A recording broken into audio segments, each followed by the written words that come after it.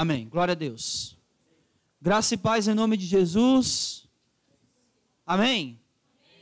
Abram suas Bíblias em João, Evangelho de João, capítulo 1. Hoje nós iremos dar início a mais uma série de mensagens e com o tema que vai perdurar todo o mês de março. Todo o mês de março nós estaremos trabalhando um tema, e o tema que nós iremos trabalhar é... Alguém falou? Sei que alguém tinha falado lá atrás. O tema é as nossas esperanças em Cristo. No mês passado nós trabalhamos o que o pecado nos tirou. E durante todo o mês de fevereiro a gente trabalhou esse tema. O que é que o pecado nos tirou? E aí vamos ver se os irmãos aprenderam. O que o pecado nos tirou? Em primeiro lugar, a nossa pureza. Em segundo lugar, a presença de Deus, o cuidado de Deus. Em terceiro lugar, o pecado nos tirou a vida. E em quarto e último lugar, o pecado nos tirou o nosso lugar. Tínhamos um lugar reservado por Deus, criado por Deus, especificamente para nós, e o pecado nos fez perder este lugar. Mas agora, no mês de março, nós vamos ver quais são as nossas esperanças em Cristo Jesus. Qual é a nossa esperança, ou as nossas esperanças em Cristo Jesus. E hoje, nós iremos trabalhar que a nossa primeira esperança em Cristo Jesus é o perdão. Todos nós temos a esperança de sermos perdoados. Amém? Vamos ler o versículo 29 do Evangelho de João, capítulo 1. Diz assim: no dia seguinte, João viu Jesus que vinha em sua direção e disse: este é o Cordeiro de Deus que tira o pecado do mundo. Amém. Vamos orar. Senhor Deus e Pai, mais uma vez, Senhor, nos colocamos diante do Senhor em oração. E depois de cantarmos louvores e te adorarmos, ó Deus, através desses cânticos maravilhosos que exaltam teu nome, que te engrandeceram, nós também te adoramos através das contribuições, porque cada contribuição aqui, ó Deus, é uma contribuição de coração, de amor, e que visa, Senhor, a exaltação e a adoração a Ti. Nós também entramos em comunhão com o Senhor e uns com os outros, quando participamos do banquete espiritual e celestial, que é a ceia do Senhor, que representada aqui pelo pão e pelo suco, que respectivamente simbolizam o teu corpo e o teu sangue. Assim entramos em comunhão com o Senhor e entramos em comunhão uns com os outros. E é chegado o momento, Pai, que a tua palavra, que agora foi lida, será explicada e aplicada ao nosso coração. A nossa oração é que o teu Espírito, que se fez presente aqui e se faz presente aqui neste momento, que ele nos ilumine, que ele prepare o nosso coração, para que a tua palavra não fique apenas em nossos ouvidos, mas que ela desça até o nosso coração, e quando ela chegar lá, ela encontre um coração preparado pelo teu Espírito. Em nome de Jesus, Pai, esse é o nosso pedido. E desde já, nós te agradecemos. Amém, Senhor. Glória a Deus. Meus irmãos, quando a gente começou, na semana passada, falando sobre o que o pecado nos tirou, eu comecei dizendo para vocês que a gente reflete muito pouco a respeito do pecado e das consequências que o pecado nos traz. A gente pensa muito pouco sobre isso. Talvez se a gente pensasse mais sobre as consequências desastrosas que o pecado produz em nossa vida, muito provavelmente a gente pecaria bem menos.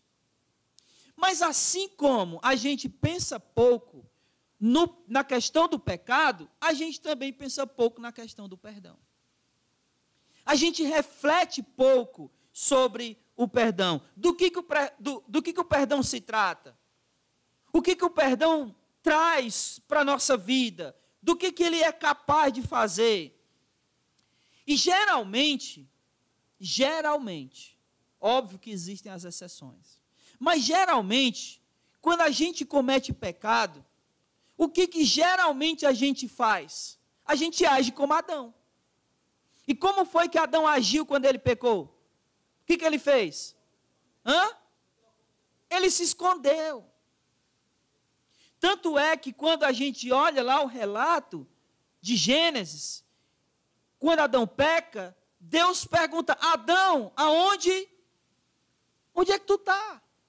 E aí ele diz: olha, eu tive medo, porque eu estava nu e me escondi. Então, geralmente, quando nós cometemos um pecado, geralmente é isso que a gente faz, a gente age como Adão, a gente se esconde. Mas deveria ser o contrário.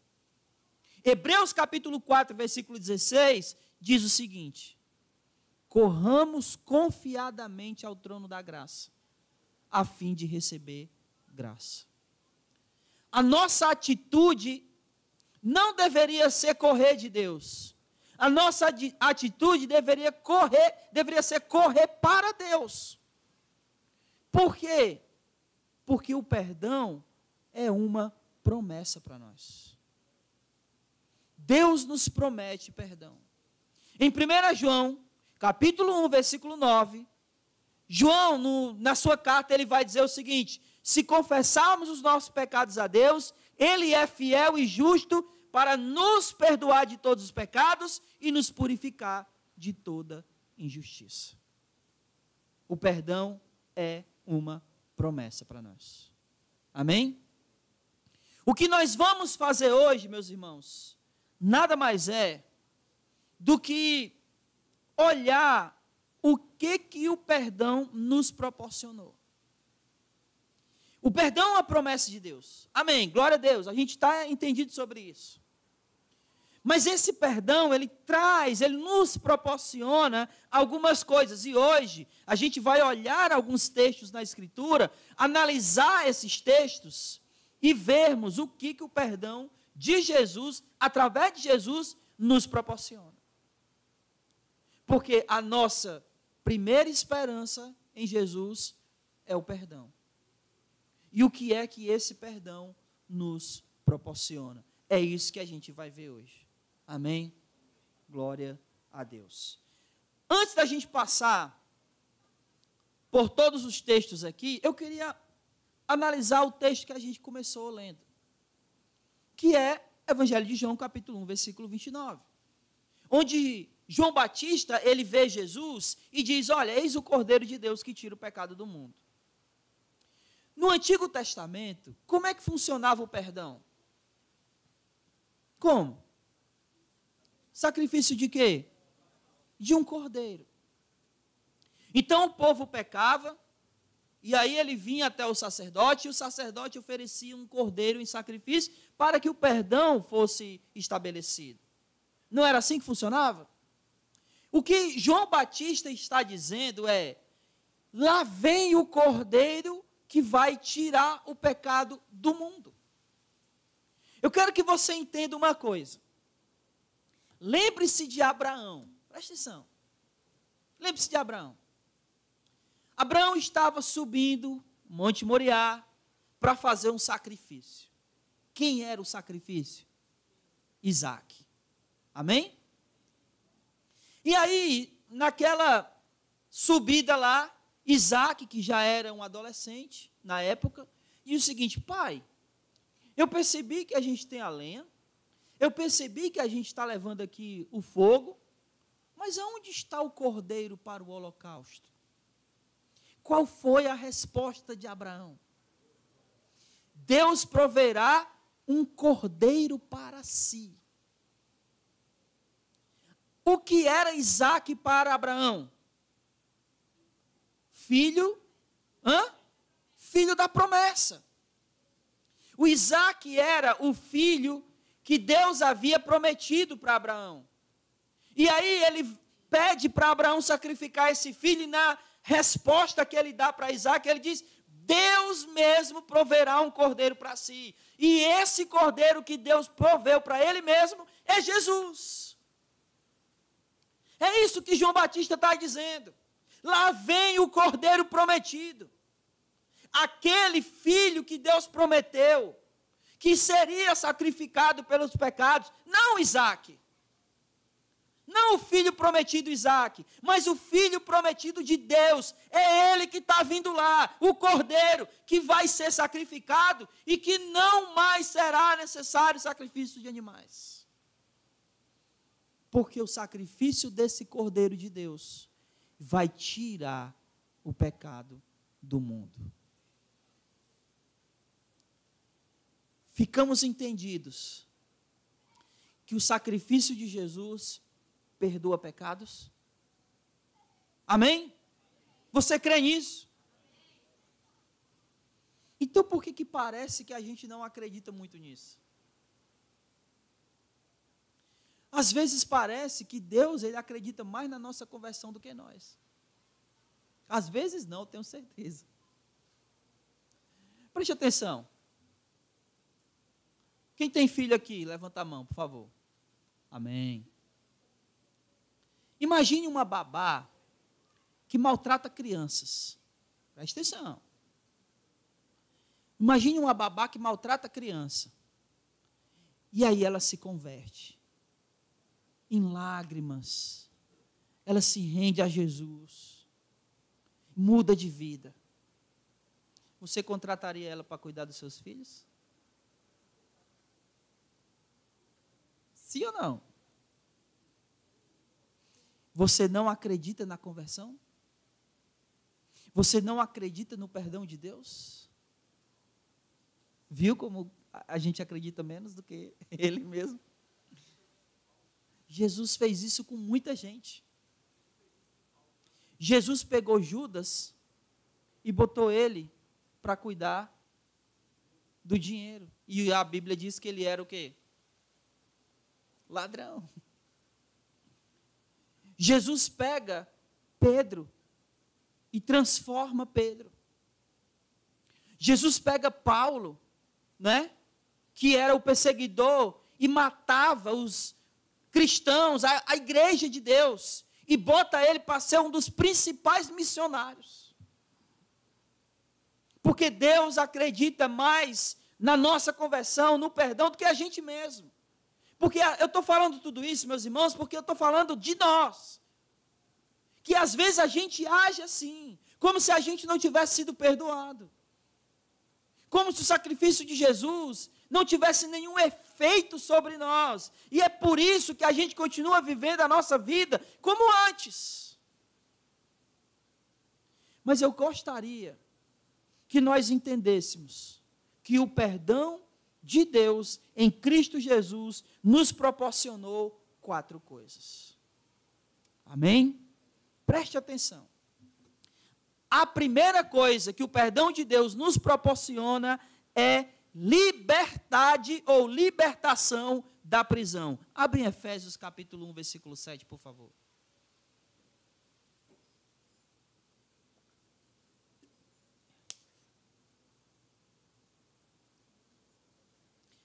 Enquanto você abre, Efésios capítulo 7, perdão, capítulo 1, versículo 7, que não tem capítulo 7 em Efésios, né?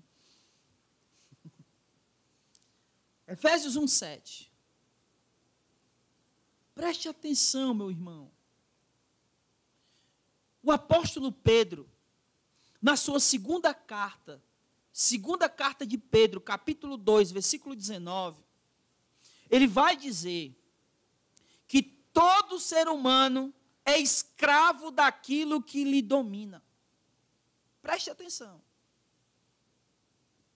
Todo ser humano é escravo daquilo que lhe domina. E Tiago, na sua carta, capítulo 1, versículo 14, ele vai dizer que nós somos tentados pela nossa cobiça. Então, todo ser humano sem Cristo ele é um prisioneiro dos seus próprios prazeres, das suas próprias cobiças, dos seus próprios desejos pecaminosos. Ele é incapaz de dizer não para si mesmo. Tudo aquilo que ele sente vontade e desejo de fazer, ele é automaticamente movido para aquilo. É como uma carreta desgovernada. Ele não tem freio. E o que é pior? Se Deus fizer assim com ele, ó, o que é isso? Lavar as mãos. Ele simplesmente afunda mais e mais. E se torna mais pecador do que ele poderia se tornar. E quanto mais ele se entrega ao pecado, mais longe de Deus ele corre. E quanto mais longe de Deus ele corre, mais ele se sente indigno de perdão. Aliás, ele vai dizer o seguinte, ele vai pensar o seguinte: não há mais jeito para mim. Não há mais perdão para mim. Porque ele está preso às suas próprias cobiças e desejos pecaminosos. Ele é um escravo. Mas vamos ver o que é que Paulo diz aí, em Efésios capítulo 1, versículo 7. O que está dizendo aí? Nele nós temos redenção. Ele nos libertou. Ele nos liberta dessa prisão, desse cárcere chamado pecado. Ele nos liberta dos nossos impulsos e agora em Cristo, a gente é capaz de dizer não.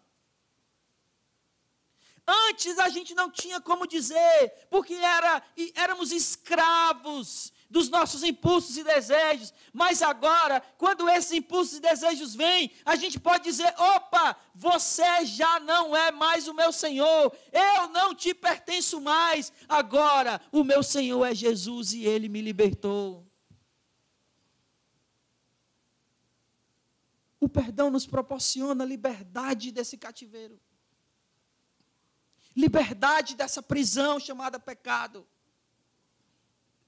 O perdão de Jesus nos libertou.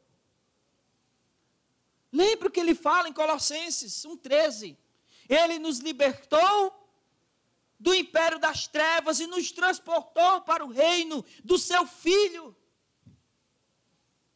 O perdão de Jesus nos liberta.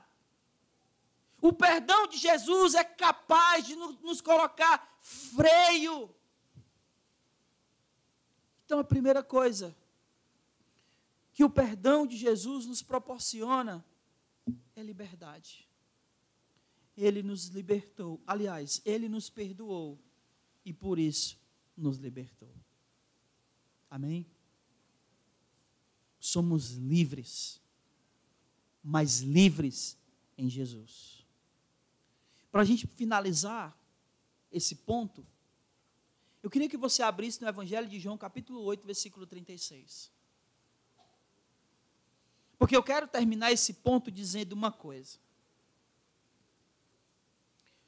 Essa liberdade, ela só é possível em Jesus. Não há como o ser humano ser livre sozinho, ele não consegue, ele é incapaz de se libertar. Só Jesus é possível, é capaz de libertar o homem desse cativeiro. E João, apóstolo João, no seu relato no Evangelho, capítulo 8, versículo 36, ele vai dizer o seguinte: se, pois, o Filho vos libertar, verdadeiramente sereis livres. Só há liberdade em Jesus. Não há outra maneira de sermos livres.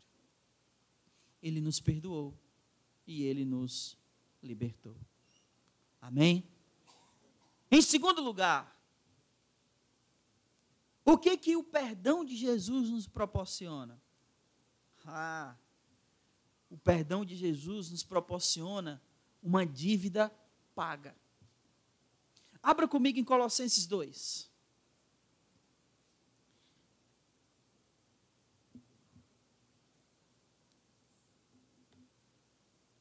Eu sei que a gente, como cristão,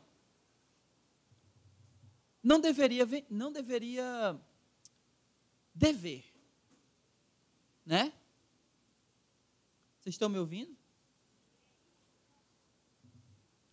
Mas acontece que, às vezes, pessoas compram e não pagam.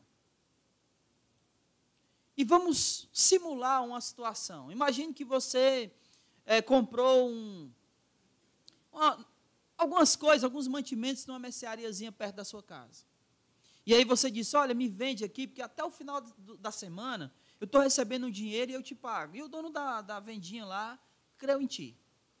E vendeu. Só que chegou o final da semana e tu não recebeu o dinheiro. Não tinha como pagar essa dívida. O que tu vai fazer? O que normalmente as pessoas fazem nessa situação?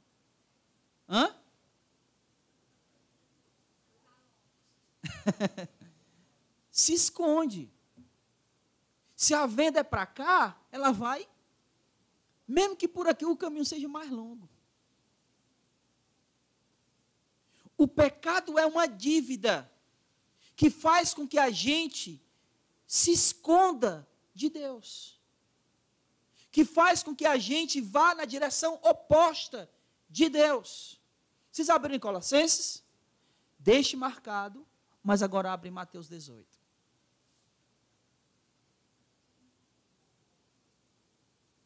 Mateus capítulo 18.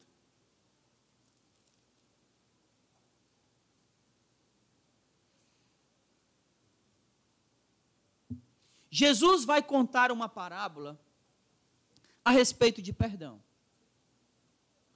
Daquele credor que devia muitos anos de trabalho a um rei, e ele foi perdoado por esse rei, e quando ele encontrou um conservo que devia a ele 3 meses de trabalho, ele não quis perdoar. Mas eu quero que você perceba o seguinte, Mateus 18, versículo 23. Por isso o reino do céu é comparado a um rei que quis acertar as contas com seus servos. E quando começou, foi-lhe apresentado um deles que ele devia 10.000 talentos. Eu vou resumir aqui. Aqui,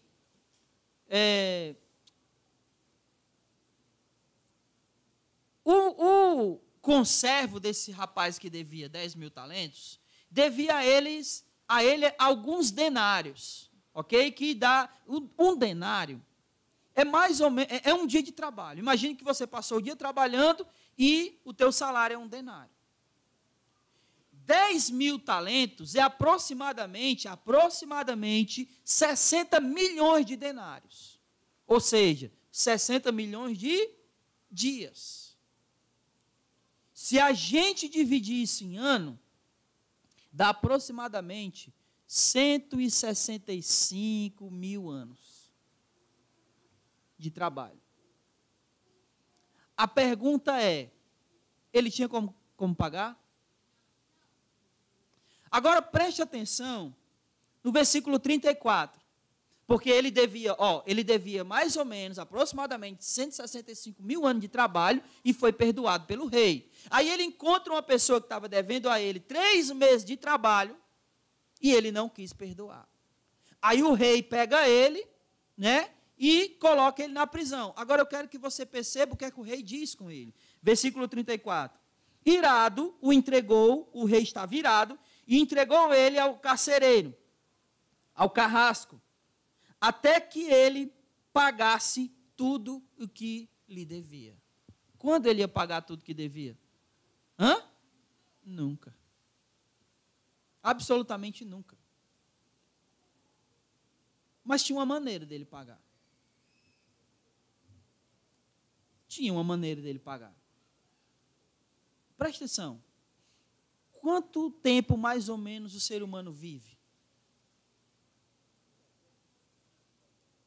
Foi pouco. Se o homem viver bem, ele vive quanto tempo? Uns 100 anos. Vamos ser, né, bem...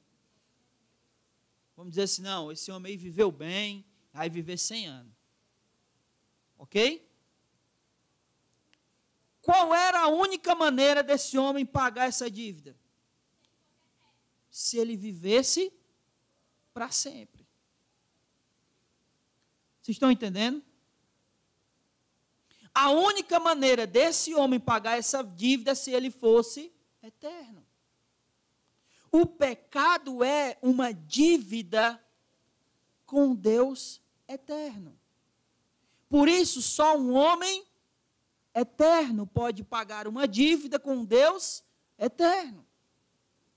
Então, Jesus é esse homem eterno que pagou a nossa dívida. Agora sim, vá para Colossenses.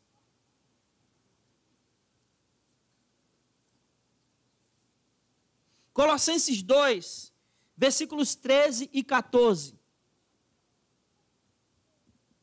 Diz assim, versículo 13: E a vós, quando ainda estáveis mortos nos vossos pecados, e na incircuncisão da vossa carne, Deus vos deu vida juntamente com ele, perdoando todos os nossos pecados e apagando a escrita de dívida que nos era contrária e constava contra nós em seus mandamentos, removendo-a do nosso meio, encravando-a na cruz. Na cruz, Jesus pagou a nossa dívida de pecados.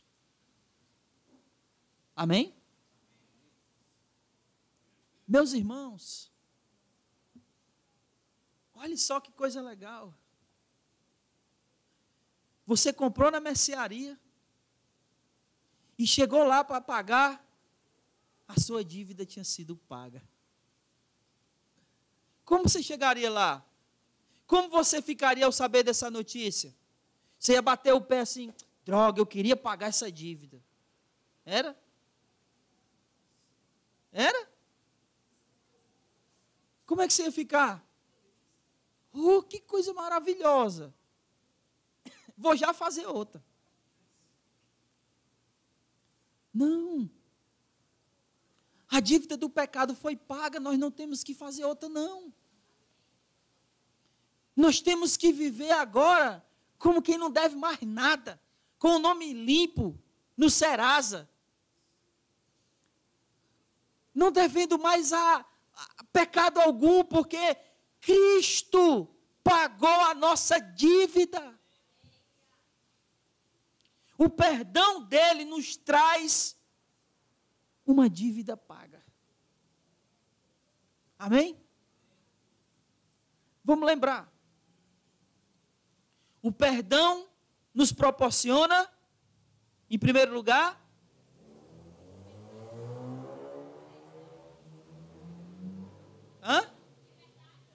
liberdade. O perdão nos proporciona liberdade. O perdão nos proporciona uma dívida paga. A Rebeca está respondendo porque ela já ouviu essa pregação de manhã.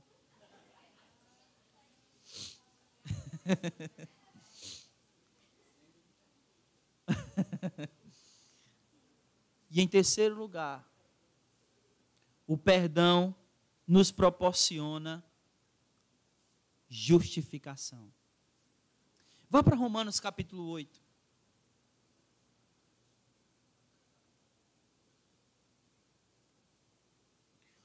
O pecado é uma prisão, o pecado é uma dívida, mas o pecado também é uma acusação contra nós. O apóstolo João, escrevendo o Apocalipse, a revelação do Apocalipse, no capítulo 12, versículo 10, que por sinal a gente estava vendo ontem, né? Ele diz que o diabo é o nosso acusador. Então a ideia, meus irmãos, é um tribunal, é uma ideia jurídica mesmo. Onde Deus é o juiz, o diabo, Satanás, é o promotor, é aquele que acusa, e Jesus é o nosso advogado de defesa. Inclusive, o apóstolo João, na sua primeira carta, capítulo 2, versículo 1, ele vai dizer que Jesus é o nosso advogado. Amém? Então a ideia é essa. É um tribunal.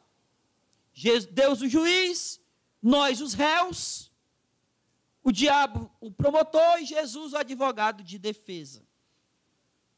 Só que Jesus, ele não é um advogado comum. Porque o advogado comum, quando as provas contra o réu são incontestáveis, o que ele tem que fazer? O que ele vai fazer? O que ele pode fazer? Nada. E o réu vai ser condenado, não é verdade? A grande questão aqui, meus irmãos, é que nós, os réus, não somos inocentes. Todas as acusações do diabo diante de Deus contra nós são verdadeiras. Nós verdadeiramente pecamos. Nós verdadeiramente nos colocamos contra o nosso Deus. Todas essas acusações são verdadeiras. Se você passar aí 2 minutinhos pensando em coisas de ruim que você já fez, você vai lembrar de um monte. E todas elas não são inventadas por Satanás. Nós fizemos sim. Nós somos réus confessos. Só que Jesus não é um advogado comum. Diante de réus que são verdadeiramente culpados, ele não permitiu que esses réus sofressem a pena. Ele sofreu a pena em nosso lugar. Era uma pena de morte e ele pagou. O diabo nos acusava e acusava com razão. Mas o nosso advogado não só nos defendeu, ele pagou a pena por nós. E é por isso que nós somos justificados. O que é ser justificado? É ser tornado justo. Não éramos justos, éramos culpados. Mas pelo fato dele ter pago a nossa pena, ele nos justificou. Ele nos declarou justos. Não pelo que a gente fez, mas porque ele pagou essa pena por nós. Leia aí Romanos capítulo 8, versículo 1. Paulo vai dizer que já não há nenhuma condenação sobre nós. Porque o nosso advogado, ele não só nos defendeu, ele pagou a pena de morte em nosso lugar. O perdão de Jesus nos proporcionou justificação. Nós somos justificados. Você sabe o que isso significa? Eu vou tentar ilustrar aqui para você. Imagina que você marcou com alguém 8 horas da noite. E tu chegou na casa dessa pessoa 9. Aí a pessoa diz assim, por que você atrasou? Aí você diz, não, porque o pneu do carro furou, eu peguei muito trânsito. Essa explicação é a tua justificativa. Então, quando nós pecamos, a gente não vai dizer assim, Senhor, eu pequei, mas o Senhor sabe, né? Foi por causa disso, foi por causa dele, foi por causa dela. A gente não se justifica. A nossa justificação é a pena que Jesus pagou na cruz por nós. Nós somos culpados, é por isso que a gente confessa. Mas ele já pagou a pena. E a pena paga por ele nos justificou. Fomos e somos considerados justos, porque ele nos perdoou. Vamos repetir? Ele nos perdoou e nos proporcionou liberdade. Ele nos perdoou e nos proporcionou uma dívida paga. Ele nos perdoou e nos proporcionou justificação. E uma quarta e última coisa que o perdão dele nos proporciona é paz com Deus. Aí mesmo em Romanos, vá para o capítulo 5. E aí, meus irmãos, eu quero que você entenda uma coisa. Daniel, no livro de Daniel, capítulo 9, versículo 5, Daniel ele vai fazer uma oração e nessa oração ele diz o seguinte: nós temos sido ímpios, ele falando deles, né, o povo de Israel. Porque só lembrando, Daniel faz essa oração e ele está na Babilônia. E o que ele está fazendo na Babilônia? O povo foi levado cativo para a Babilônia. E por quê? Porque o povo cometia muita idolatria. Adorava um monte de Deus falso. E por causa dessa idolatria, ele foi levado cativo. Aí Daniel está aqui na Babilônia orando a Deus. E a oração dele é uma oração que começa com uma confissão. Ele diz o seguinte: temos sido ímpios e rebeldes. Nos afastamos dos teus mandamentos e das tuas leis.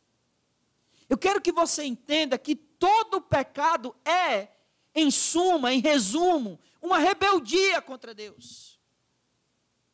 Lembrem-se que quando Adão e Eva cometeram o pecado, qual foi a justificativa da serpente que convenceu Eva a comer do fruto?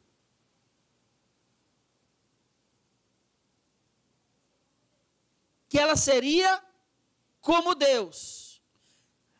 Ser como Deus significaria não somente que eles poderiam saber o bem e o mal, mas significaria que eles estariam na mente deles, e obviamente a serpente tentou fazer isso, né? Que eles seriam autossuficientes, que eles não precisariam de Deus, porque eles seriam Deus. E se eles fossem Deus no lugar de Deus, eles logicamente seriam concorrentes de Deus, rebeldes contra Deus. Um povo em rebelião, o que ele está tentando fazer? Ele está tentando tirar a autoridade e o domínio de quem tem autoridade. Se alguém está em rebeldia contra Deus, esse alguém está tentando tomar das mãos de Deus essa autoridade e esse poder. Foi exatamente isso que Adão e Eva fizeram. Quando eles pecaram, eles se rebelaram contra Deus. E, logicamente, se colocaram em guerra contra o Senhor. Só que aí, meus irmãos, vem Jesus. E Paulo, escrevendo a Timóteo, no capítulo 2, versículo 5, ele vai dizer que só há um mediador entre Deus e os homens. Jesus se colocou entre nós e Deus. Estávamos em guerra por causa do pecado. Só que Jesus entrou no meio da briga. Você já apartou uma briga? Já? Como é que você faz? Você entra lá no meio de quem está brigando e tenta, né, separar. Vai para lá, vai para lá. Jesus entrou no meio e nos fez paz com Deus. Ele acabou com a guerra. Vocês estão em Romanos, capítulo 5, versículo 1, o que diz aí?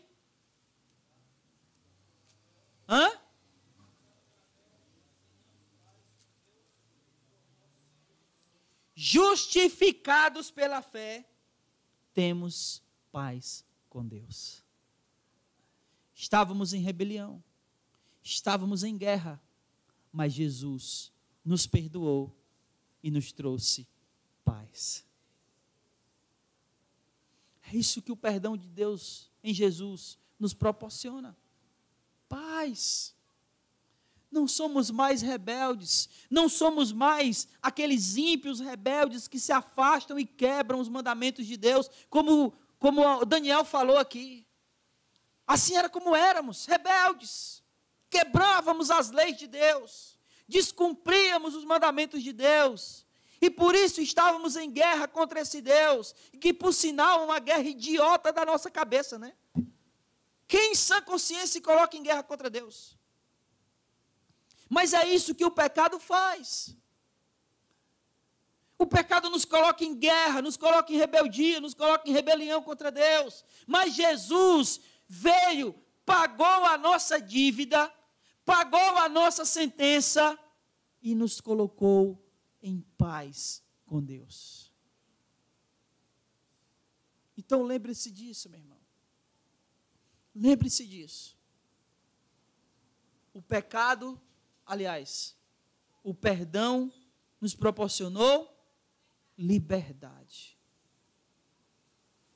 O perdão nos proporciona uma dívida paga. O perdão nos proporciona justificação. E o perdão nos proporciona paz com Deus. Não esqueça disso. Nunca mais se coloque nessas situações de pecado, para que você não volte a ser um escravo, para que você não contraia novas dívidas, para que você não seja novamente passível de condenação, e para que você se coloque em uma situação de guerra contra Deus. Não faça isso, meu irmão. Em nome de Jesus, não faça isso. Jesus é o Cordeiro de Deus que tirou os nossos pecados. E através dele, o perdão de Deus caiu sobre nós. E hoje somos livres. E hoje não temos mais dívidas. Hoje somos justificados. E hoje estamos em paz. E tudo isso por causa dessa primeira esperança. E essa primeira esperança que Deus nos dá em Cristo é o perdão. Lembre-se disso. E assim, viva sua vida para o Senhor. Que o Senhor em Cristo nos abençoe. Fique de pé aí no seu lugar e vamos orar.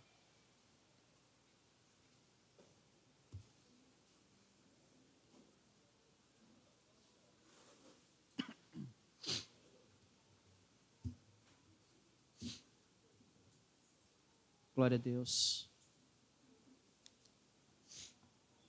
Oremos. Maravilhoso Deus e Pai, o Senhor tem nos proporcionado tanta coisa boa, Senhor. Não temos palavras para descrever tudo aquilo que o Senhor tem feito, toda a bondade com a qual o Senhor tem agido sobre nós. O teu plano salvador, através do nosso Senhor Jesus Cristo, trouxe para nós coisas as quais a gente nem sequer imaginaríamos. E por causa desse plano, o qual o Senhor Jesus executou com maestria, sendo o Cordeiro que tira o pecado do mundo, esse plano nos dá esperança.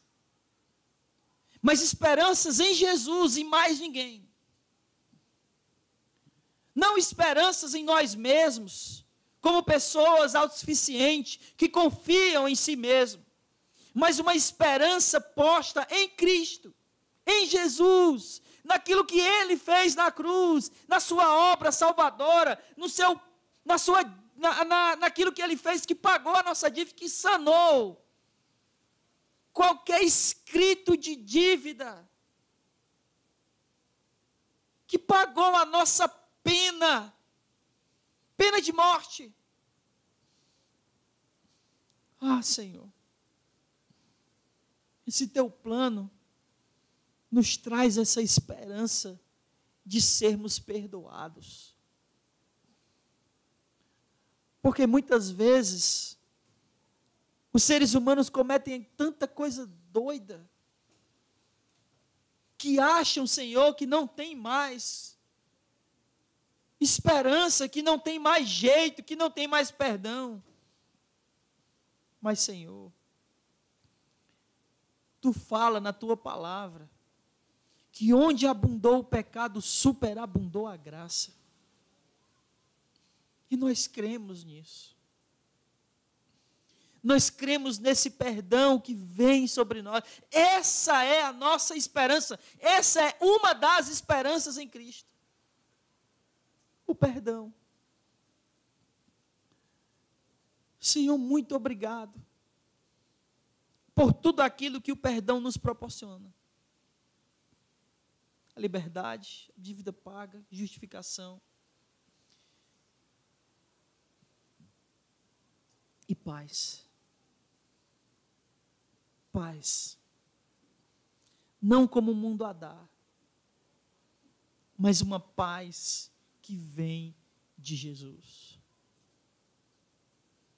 Senhor, que essa palavra, que essa esperança penetre em nossos corações. Senhor, derrama dessa convicção e dessa certeza na vida de cada irmão que está aqui hoje. Que eles tenham a esperança e a certeza do perdão que o Senhor nos deu e de tudo aquilo que o perdão proporciona. E não apenas desses que aqui se encontram, mas de todos aqueles que têm acompanhado pela internet, pelas redes sociais, que está ouvindo essa palavra. Oh Deus, em nome de Jesus, coloca isso em nosso coração, Senhor. A certeza de que fomos perdoados e que por causa disso não deveríamos mais contrair dívida, uma dívida pecaminosa que nos escraviza, porque o Senhor já nos libertou, já pagou a nossa dívida, já cumpriu a nossa sentença e não há mais condenação, porque não há nada mais para condenar, porque Ele já pagou. E a nossa vida agora é uma vida de paz com o nosso Deus. Senhor, que essa certeza seja encravada em nosso coração. Somos perdoados, porque o Cordeiro de Deus derramou o seu sangue por nós. Em Cristo Jesus, muito obrigado por isso. E muito obrigado, Senhor, pelo Teu Santo Espírito que se fez presente aqui, passeou e passeia em nosso meio e faz morada em nosso coração. Obrigado por esse culto que o Senhor nos proporcionou, que o Senhor nos deu o privilégio, que o Senhor nos proporcionou a maneira de Te cultuarmos, nos conduzindo para que esse culto seja agradável a Ti e somente a Ti. Obrigado, Pai, por tudo isso. Nos dá um resto de noite na Tua presença e uma semana cheia do Senhor. Faz assim com cada um de nós. Nos ajuda a sermos luz e sal aonde quer que a gente esteja. Que nós possamos sair daqui, que essa palavra nos incomode.